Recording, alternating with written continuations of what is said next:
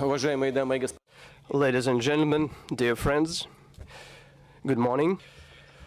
I'm very glad to welcome you all here in St. Petersburg at the meeting of the heads of state of G20 members with the representatives of business community and trade unions. Our meetings are becoming a heartwarming tradition. We have been meeting regularly for the year. Russian presidency made it a standard. We have regularly met with the representatives of business community and trade unions. We did that upon your requests, upon the associations of employers and trade unions. We had held regular consultations and thoroughly studied the recommendations of G20, of Business 20 and Labor 20, and the suggestions that we have drafted took into account the proposals voiced by you during those discussions. Let me specifically dwell upon two topics which we will be discussing with our colleagues virtually in an hour with the leaders of G20 member countries. We are waiting for two of our colleagues coming, Chancellor of Germany and Prime Minister of Great Britain. Yesterday we finished very late at night, around 2:30, so please excuse us if we are not fully represented here. We concur with your estimates that to increase direct investment, let me pass to the substantive part of our meeting. In order to increase direct investment and cross-border infrastructure investment that haven't got back to their pre-crisis levels, much still has to be done. We need to tackle the tasks of securing free movement of capital and also provide conditions for project of profitable prospects. The global demand for long-term investment is growing. At the same time, the boosting of private investment, especially in infrastructure, is one of our priorities. Let me tell you that yesterday many colleagues have been talking about that. When we met with you, we were talking about the guarantees, about efficient management,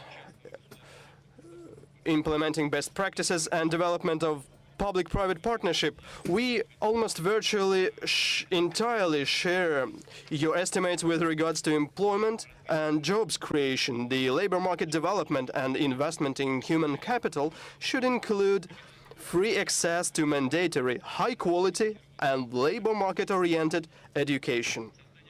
The creation of favorable climate for entrepreneurship, especially among youth, and improving migration policies to harmonize them with labor market needs. Efficient labor market policies is always a result of trade-offs and agreements reached during the discussions between employers and trade unions with the intermediation of the state. At the same time, success here depends on the balance between labor demand and supply. It depends on the mix of labor market flexibility and social protection for the workers, upon the correlation between remuneration and productivity. It depends on the relation between productivity and labor conditions, on the extent to which the interests of employers and employees are harmonized. When the balance is there, we have efficient economy and decent employment. I will not bore you with long monologues. I will let all my colleagues to speak, but first of all, I would like to give the floor to the participants of our today's meeting, the representatives of trade unions and employers. Our moderator will be the Russian Sherpa on G20, Ksenia Yudaeva. Thank you, Vladimir Vladimirovich. We have been working entire year very actively with the Business 20 and Labor 20 and drafted recommendations on entire range of issues. Today we will voice the recommendations related to the investments, innovations and job creation, while the entire set of recommendations will be distributed to the delegations. As per working procedure, first I would like to give the floor to the representatives of Business 20, Mr. Shokhin. The floor is yours, sir. Dear Vladimir Vladimirovich, heads of state and governments, heads of international organizations, the Business 20 has been working for 9 months in a close cooperation with your Sherpas, with your assistants, with outreach groups, trade unions, and civil society. We have drafted recommendations which have been distributed to you. In June, we discussed those recommendations during the business summit of G20, and we also reported on them to the president of Russia as a chairman of G20. We managed to formulate the business vision on the G20 agenda, and our recommendations have been taken into account in drafting final documents. I would like to stress 2 points here. First, our recommendations focus on balance, on the balance between macroeconomic policies and creation of condition for entrepreneurship and investment, including infrastructure investments. And the second balance is the balance between long-term goals and current economic, social and economic and monetary policies. We are also focusing on structural reforms. My colleagues will dwell upon that, in spite of the fact that each country has its own specifics and cannot implement those reforms on a unified scenario. We would like to have more balanced approaches globally, and we hope that such joint efforts as the fight against base erosion and profit shifting, as well as the action plan in this area for the next years, we believe these work will be efficient and all the measures will be also consulted with business. I would like to give the floor to our colleagues. Thank you very much, Mr. Shokhin. The introductory remarks on the part of trade union will be made by Mr. Mikhail Shmakov, the president of Labor 20, and then he will pass the floor to the Secretary General of the International Trade Unions Associations. Distinguished Mr. President, distinguished Mr. President, distinguished heads of state and governments, distinguished heads of international organizations, ladies and gentlemen, let me first of all welcome you with all my heart on behalf of international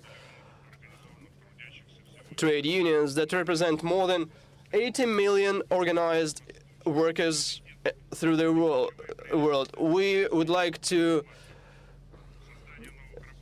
get you acquainted with our key priorities. These priorities are job creations and restoring economic growth and confidence,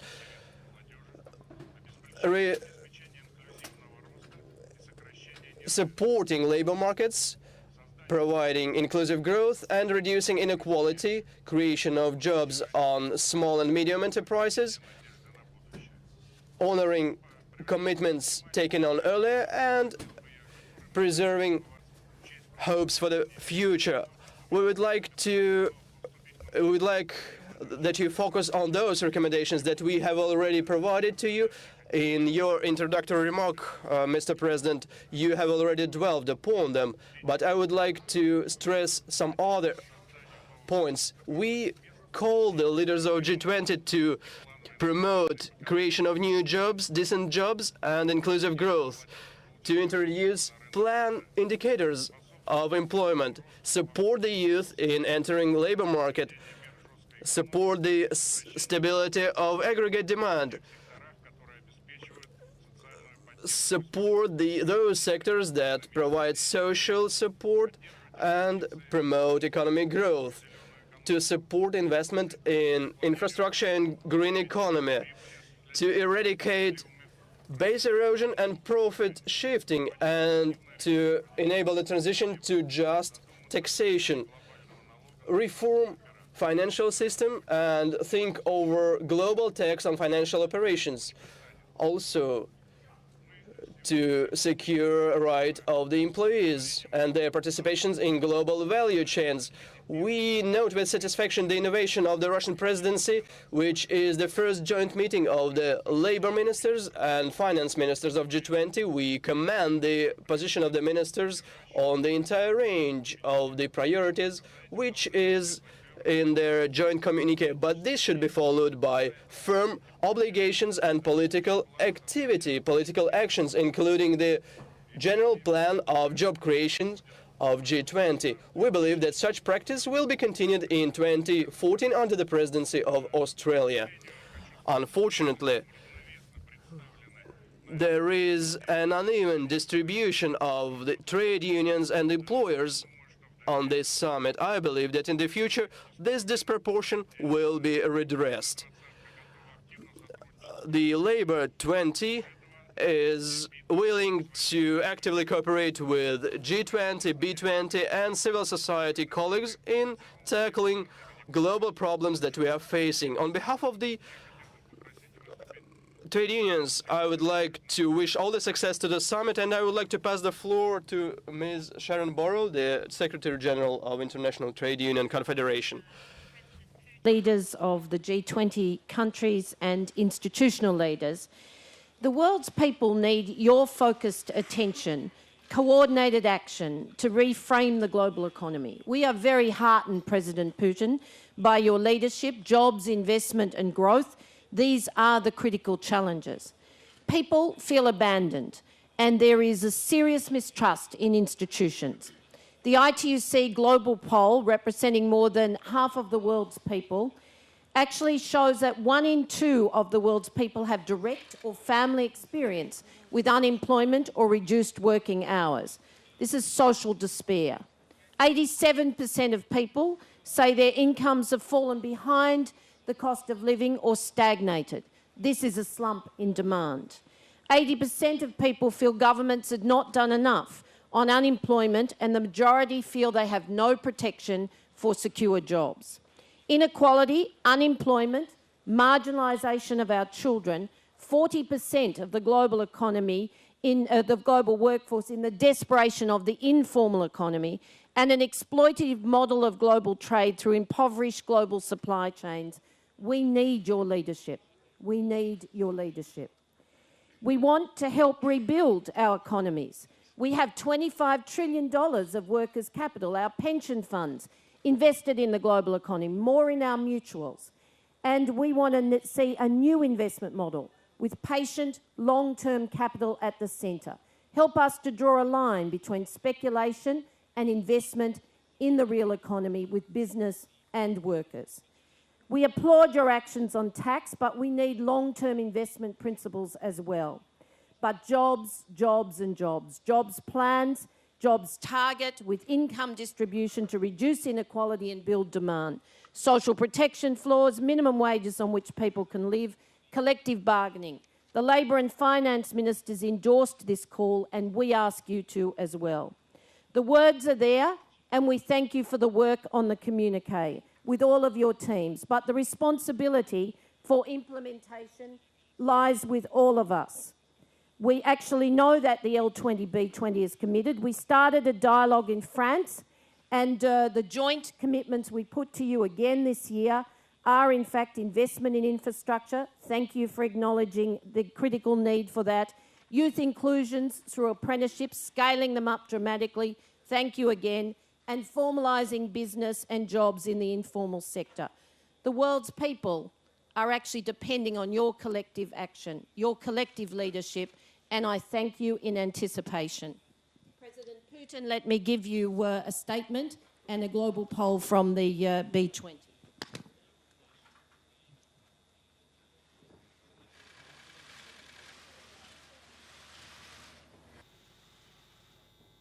Спасибо большое. Thank you very much. Now the floor is given to the representative of the Russia's B20, Kirill Dmitriev, who will speak about investments and infrastructure.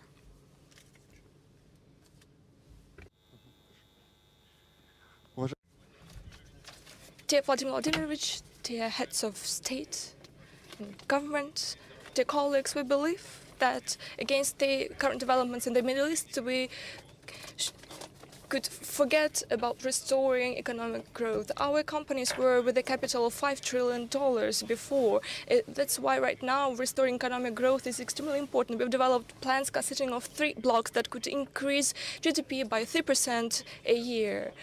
The situation in the field of investments is not that good. Trans-border investments were reduced from 12 trillion up to $5 trillion over these years. $60 trillion are needed up to 2030 to restore investments. The first block is aimed at reducing limitations to the capital. We see that Basel III has reduced banking capabilities and insurance companies to invest into infrastructure, which could result in drastic decrease of structural investments. We should not forget about growing investments between different countries. That's why Russia created joint funds with China, France, and many other countries. The second block is attracting private investments. States, against the background of limited resources, should attract private investments and standardize the processes of attracting these investments. We also recommend to create the joint fund amounting to $200 million for investments into the project documentation, because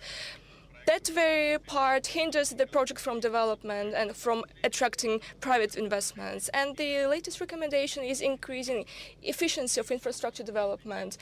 $1 trillion are lost in the world due to the inefficiency of infrastructure into the investments into the infrastructure. Thanks to financial institutions, we believe we could drastically increase the efficiency of infrastructure investments. Russia is going to implement a number of pilot projects here. Next, in the nearest future, we will announce the consortium of projects who are going to invest in Russia. Thank you very much. Now, the next topic, financial system restoring trust and growth. The floor is given to the representative of Business 20, Andrei Kuzin from Russia, and Jürgen Pitchen from Germany. Dear Vladimir Vladimirovich, dear heads of state and government, ladies and gentlemen, the issues of financial stability have always been the priority for the G20, and a lot has been achieved in this field. Our recommendations today boil down to the fact that today we can refocus our activity towards the tasks of ensuring of development in the financial sector for global economic growth from the measures of severe austerity as it used to be before. 4 topics have been outlined. First of all, financial regulation. It would be expedient to assess the actions carried out in the field of economic austerity and tightening of financial regulation. And at the next meeting in Lisbon, we could review the outcomes of this process and to refrain ourselves from further tightening of financial regulation before the initial results are taken into account, including the assessment of negative impacts on the banking sector and lending capacity. Second topic is the access of financial services to small and medium enterprises, financial inclusion. We believe that we could create within the World Bank a working group that could study the issues of methodology, databases of SMEs, and work on measures including state support through public guarantees. Thirdly, the infrastructure development and the infrastructure of development of the infrastructure of financial markets in the emerging economies and in the field of derivatives markets, reducing risks in this field. The fourth topic is combating tax evasion. But now, on this topic, I would like to give the floor to the head of Deutsche Bank, to my colleague, Mr. Fitchen. Dear Mr. President, dear heads of states, I'd just like to compliment what Andrew just referred to, maybe on the headline of financial inclusion as it's included in our B20 recommendation. We would like to suggest that we concentrate on completing the rules that are currently debated rather than adding new ones to the item, because our industry needs a framework of reliable lighthouses to adjust to the new environment and create stable and successful business models going forward. One item that came recently to the fore is the issue of taxation. We are not in favor of maintaining tax havens because they have the potential of creating mistrust against the actions of banks. We would like to have transparent regulation, whatever heads of states believe is the most effective tax regime. In that conjunction, we also support the idea of regulating whatever looks like a bank, speaks like a bank, and acts like a bank, irrespective of what it's called. Shadow banking is important to support growth, but whatever is identical should be subjected to the same rules, again, to control the temptation of circumventing rules. I would like to briefly address our request to see more trust established amongst national regulators. This is important because regulation should not become a weapon for global competition. Also, we would like to hope that everybody agrees on the desire to avoid the tendency of deglobalizing the finance industry. There's a tendency for renationalizing supervision, and that has implications on the banking models. It's obvious that global trade and hence global growth and related job opportunities suffer from the fact that international finance has been reduced.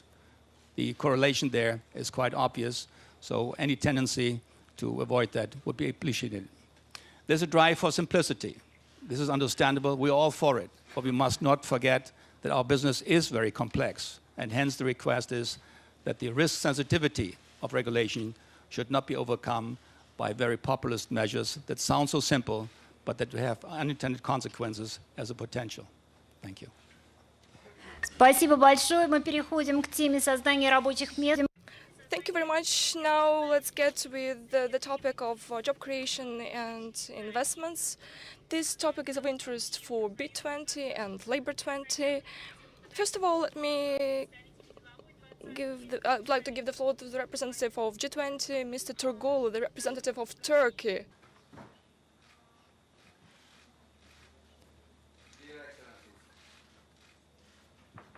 Dear Excellencies, business very much appreciate the opportunity to discuss the employment priorities in G20.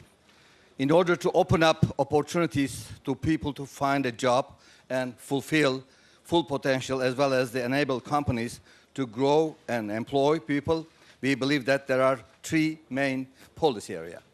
First, we need an environment for enterprises and entrepreneurship that promotes startup, which is conducive to enterprise growth, which enhance the willingness of the companies to create new jobs as early, as rapidly as possible.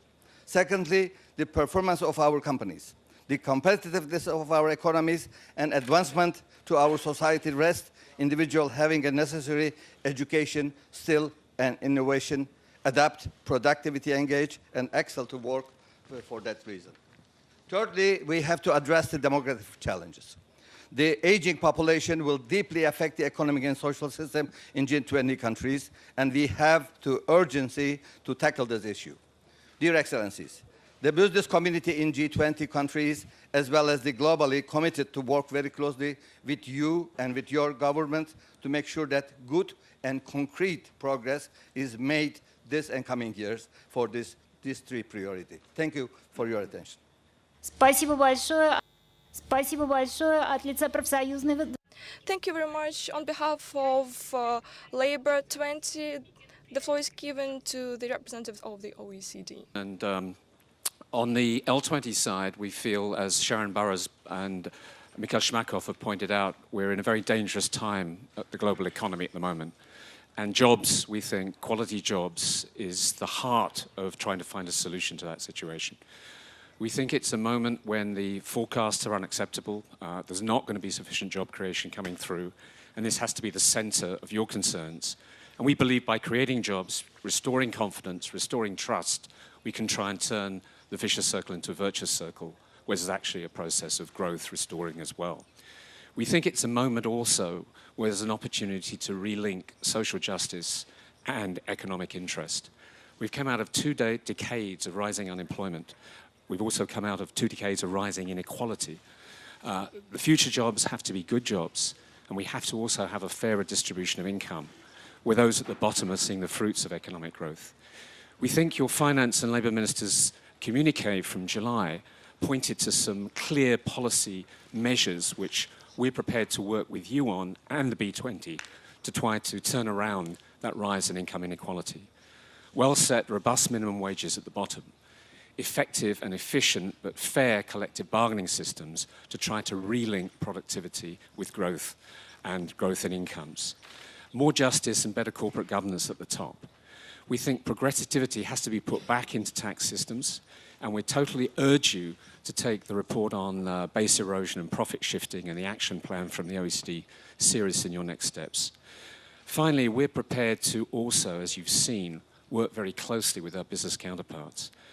We've produced a set of clear principles on quality apprenticeship, which we're not just leaving on a shelf, but now want to scale up in enterprises and indeed make sure that our members also protect the interests of those young workers at workplaces. As was said at the beginning, we're at a critical point. We hope you will keep your focus on jobs in the global economy and really try and create a partnership moving forward. And in Australia next year, we hope very much there'll be a follow-up with a joint Labour and Finance Ministers meeting and an active task force on employment, which we take part in to try and track and monitor actually implementation, not just communicates, but what actually happens in policy on the ground. Thank you. Спасибо большое, господин Эванс. И последнее Thank you very much, Mr. Evans. And now the last statement on the behalf of the G20 and G Labour. The representative of Italia, innovative development as a global priority. Innovations are not the topic, not a priority for the G20, however, Business 20 was addressing this issue within the framework of its work since it believes it is important for economic recovery.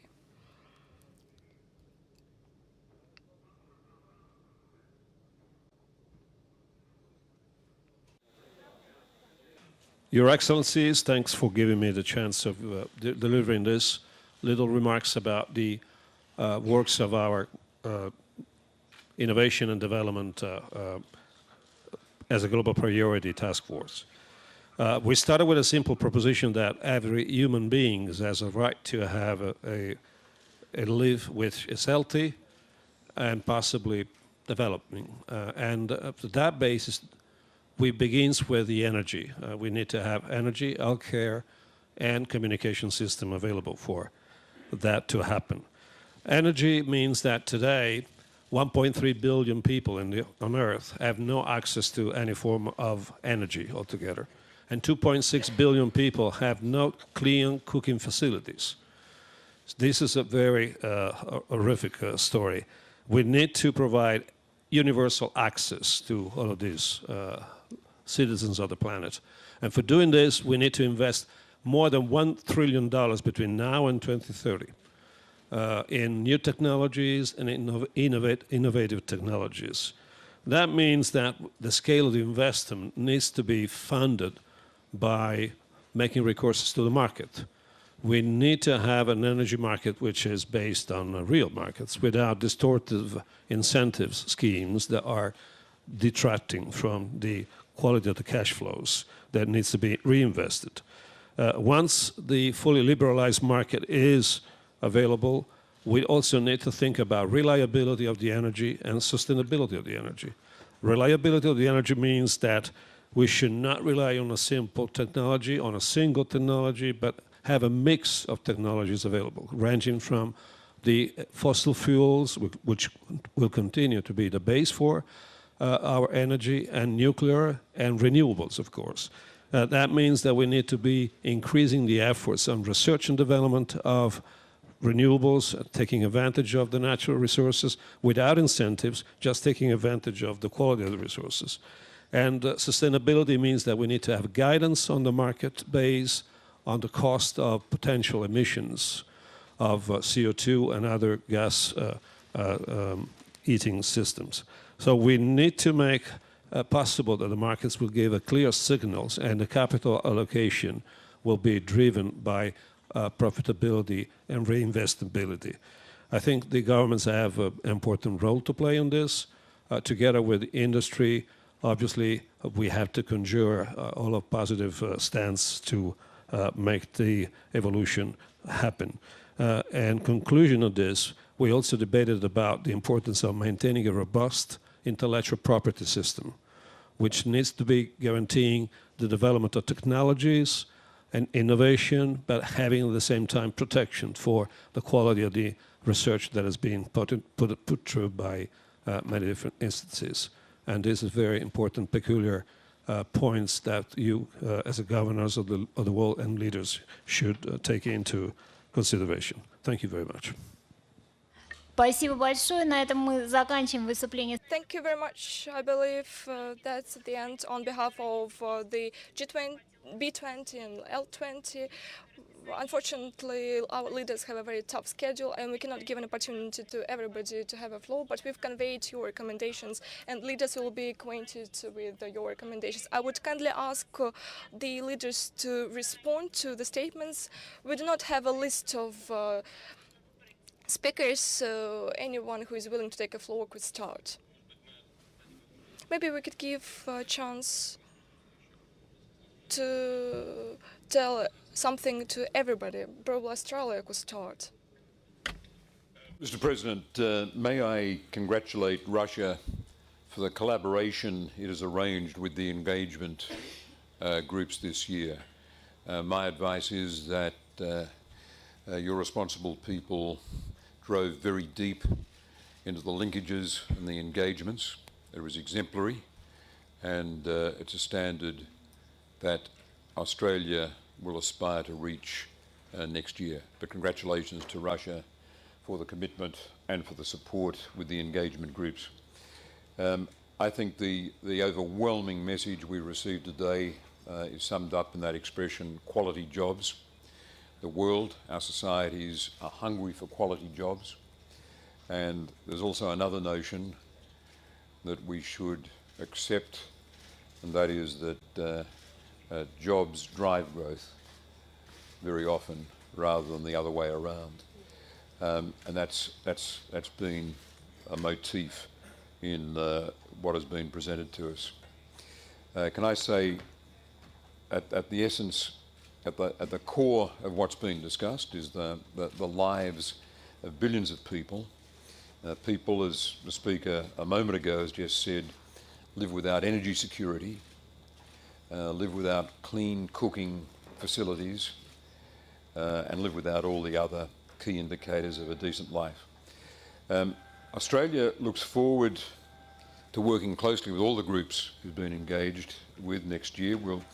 We will look to the B20 and the L20 to help us frame ambitious, concrete outcomes in 2014 to support growth and job creation.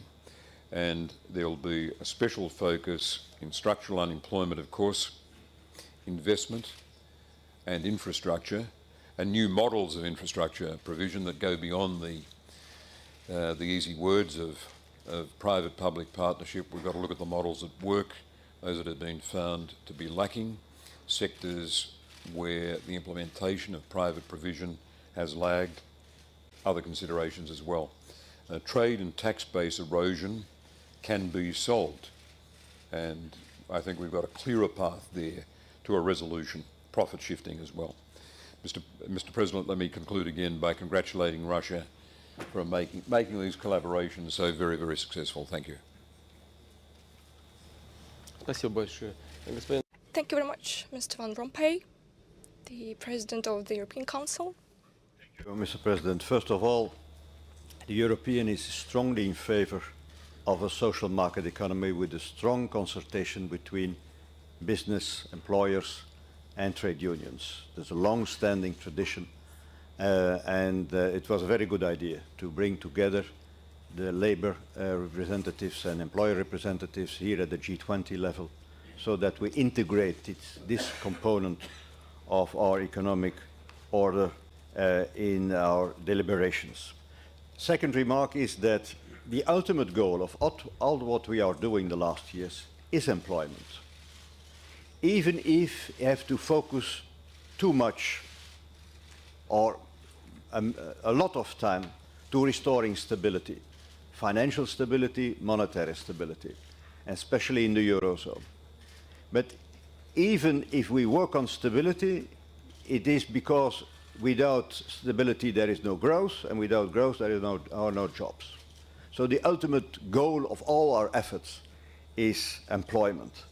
And we are making progress. Stability is coming back, and slowly but surely growth is also coming back, but with a huge time lag. We are working also on structural reforms in the labor market, but also in the product market, raising competitiveness. And we know all this is also work for a longer term, and that we have not an immediate impact on growth and jobs, but we have to do so.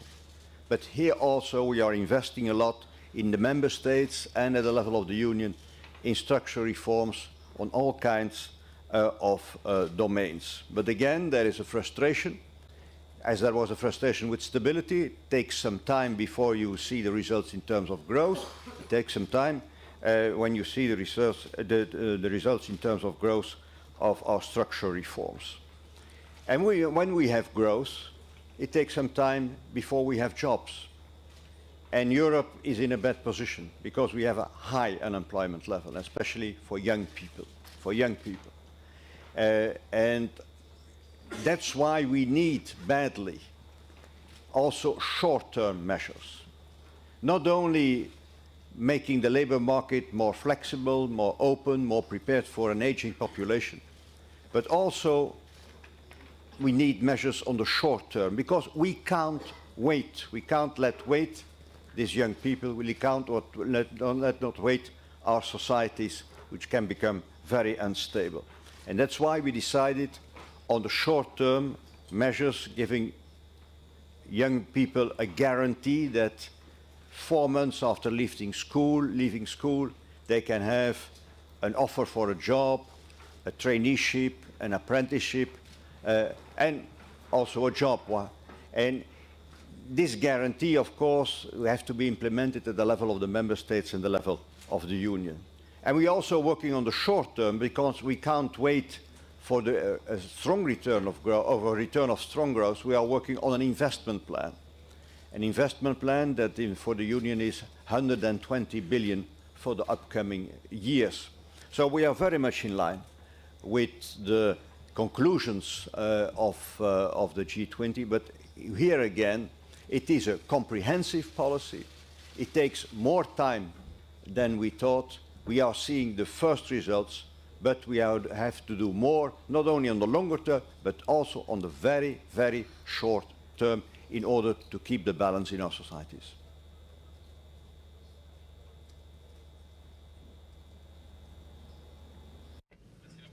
Thank you very much. The President of Mexico, please. Thank you very much, Mr. President. Let me briefly state that Mexico believes that since we are represented in the Labor 20 and we participate in the international trade unions movement, I would say that the world is facing very complex challenge today. How can we maintain hope for the decent future of our generations? The problem is that the global international community is tackling the problems of the creation of qualitative jobs for the youth.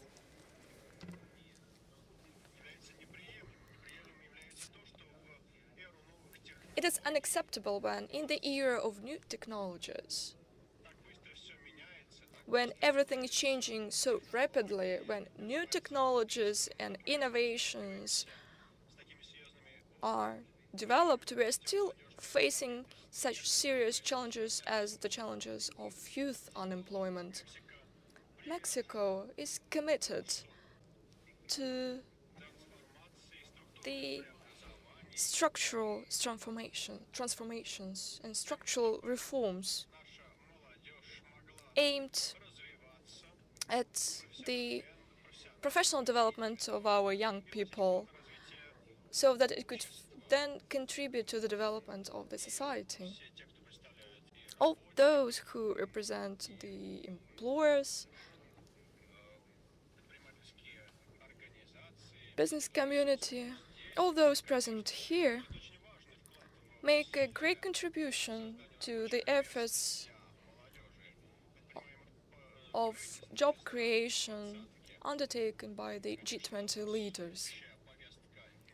Our agenda is common. We've got a common action plan,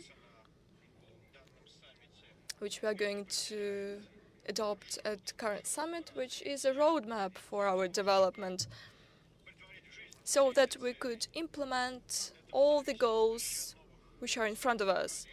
The future of next generations hinges on that, as well as the reduction of unemployment, as well as the creation of high-qualitative jobs with high remuneration levels, so that in the future our young people have higher levels of income. Mexico will contribute to structural transformations and will make its own contribution to the international development. Mr. Yudhoyono, the President of Indonesia. Presiden Putin, saya mendengar apa yang disampaikan oleh para pemimpin. Thank you very much. I've listened carefully to the labor intervention earlier. It is important that the G20 make sure that our policies and our steps are pro-jobs and pro-growth. Five years ago, when the world was facing a global crisis, what was most impacted is the growth and also jobs. Today, there is good news because the United States and developed countries are facing a strengthening in their economic growth. And this is good. This is good because if the developing world are growing strong, it means the global world development is also growing strong. But the bad news is the emerging markets, including Indonesia, we are faced with new pressures. And you can see there is a slowing of economic growth. For us, emerging markets, our jobs domestically is to continue to improve our conditions domestically. If it's structural reforms or even fundamental reforms, it is with our hope that at the global level, at the external level, they too will not add more burden for the economies of the emerging markets.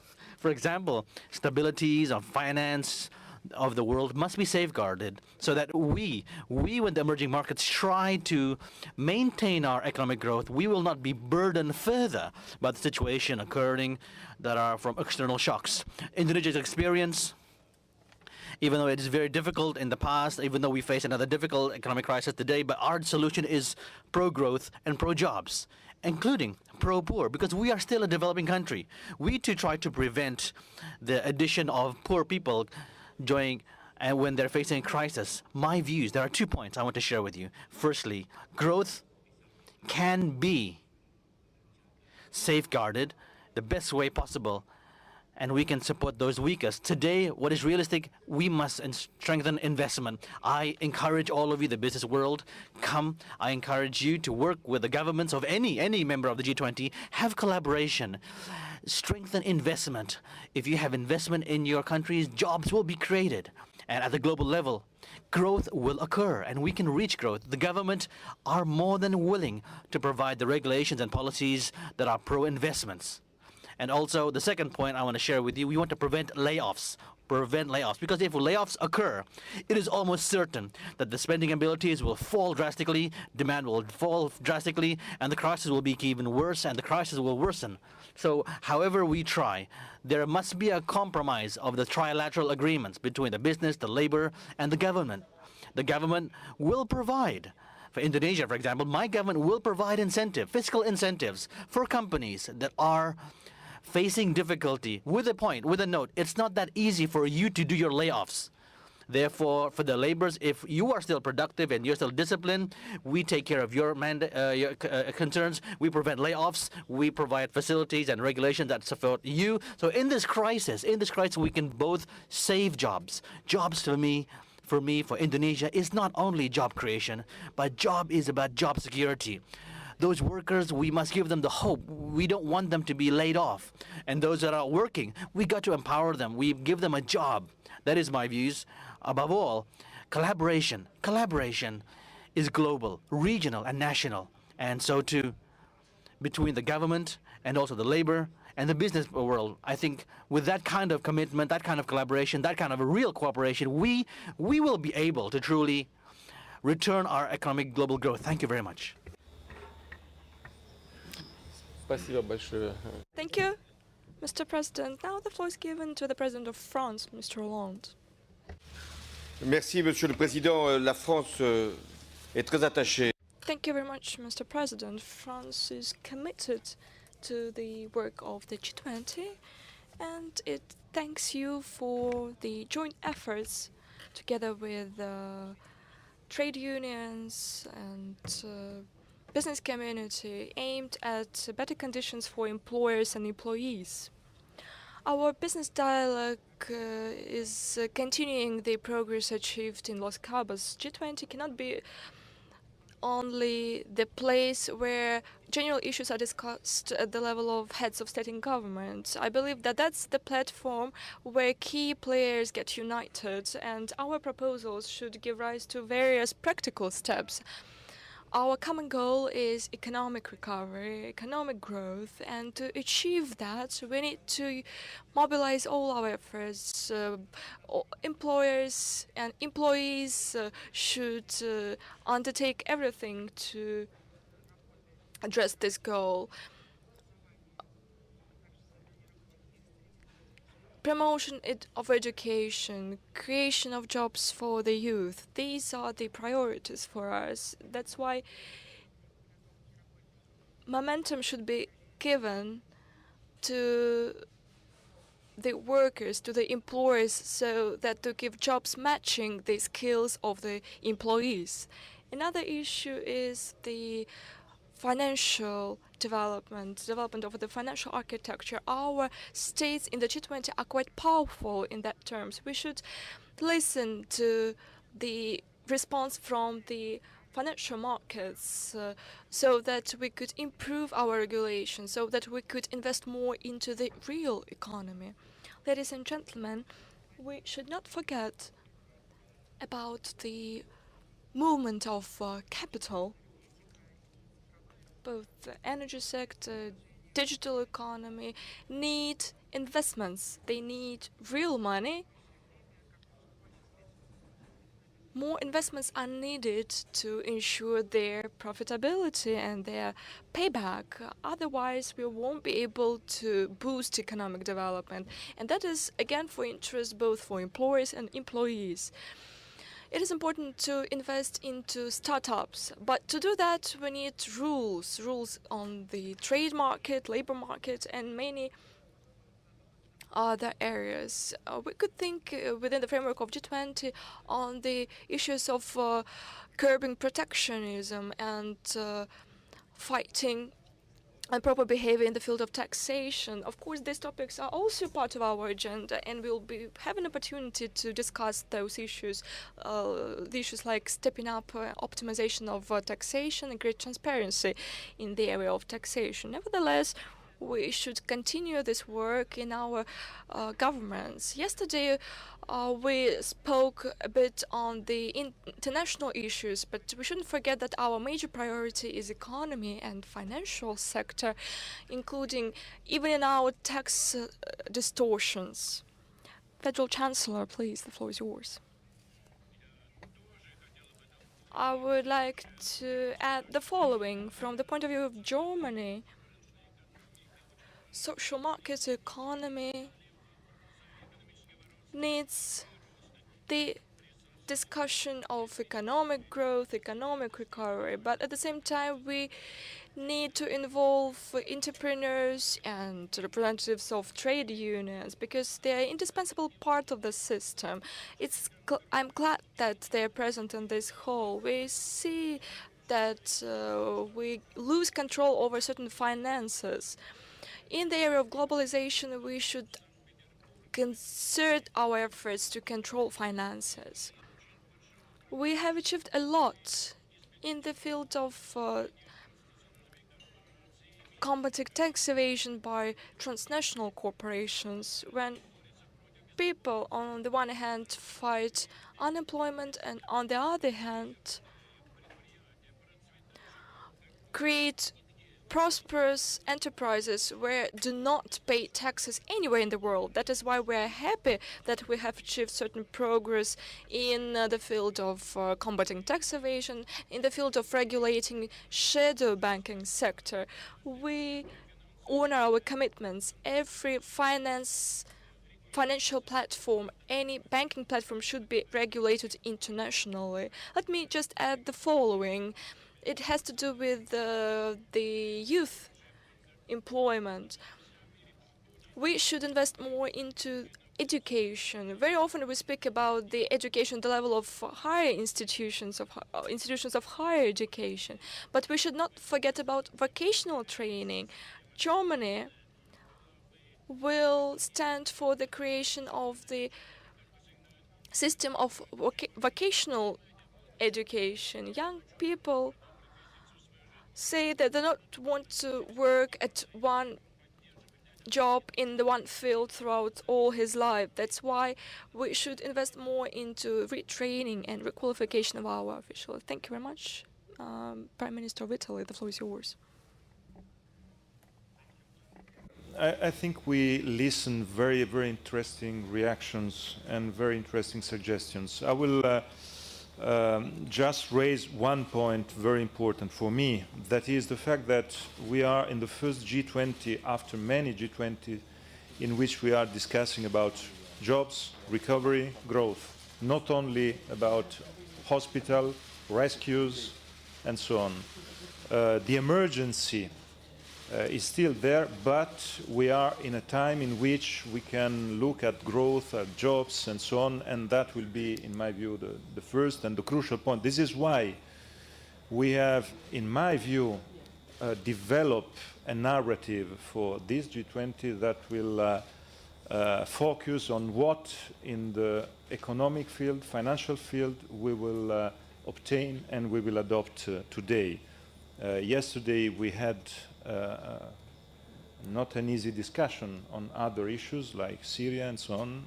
We were divided on that, but the crucial point today is to present our unity on what is very important, that is growth, jobs, depends on decisions made by governments too, and in this social partnership, very, very, very important. I will raise on this issue one, in my view, crucial point. That is the fact that today we will present a very important conclusion of this G20 about shadow banking regulations, about fight against tax evasion, tax avoidance, about, I think, what is crucial, the fight against fiscal haven. It's very important to give to our entrepreneurs the signal that we are friendly with business and we are friendly with the possibility to have and to look for the recovery. John Evans mentioned the problem of quality jobs, and jobs and employment, youth unemployment as the first and the crucial issue. I completely share this point. And I will say that the big risk we have today, if I look to my country, but also other European countries, is to have a jobless recovery. And this is a crucial risk. We have to push on jobs, on quality jobs, on jobs for youth. That is the crucial item. And to have this kind of result is very important to push on education, high skills, and free access, as Fulvio Conti said, not only for energy but also for education and so on. So it's something of very important, very crucial for our activity. I will mention also what Francois said before, the crucial fight against protectionism. That has to be continued today and in the future too. Protectionism is the worst enemy of jobs, growth, and so we will decide something of very important, and I would like to raise this point. My final point is about SMEs. in the global situation, in the global world. SMEs are in a very difficult challenge. We have to help them to be internationalized, to be in the global scenario, to have access to credit. And it's necessary to have some new ideas on that. So there is a big activity that we have to implement, and we are here united to do that. Thank you very much. Now, the representative of the European Commission, José Barroso. President, first of all, let me thank the representatives of the B20 and the L20 for their input and their contribution. Also congratulate you, the Russian chair, for incorporating these contributions in the conclusions. I've heard and I've read the recommendations, and that you are happy with the fact that these are reflected in the conclusions. And as we have already said, the priority is growth and jobs. Sustainable growth and, of course, decent jobs. And I want to tell you that from the discussion that we had yesterday, there is what I consider a growing consensus about what needs to be done. Differentiated fiscal consolidation, growth-friendly fiscal consolidation, structural reforms, both in developed and in emerging economies, and of course financial stability, including the repair of some of the problems with the banking systems, and trade opening.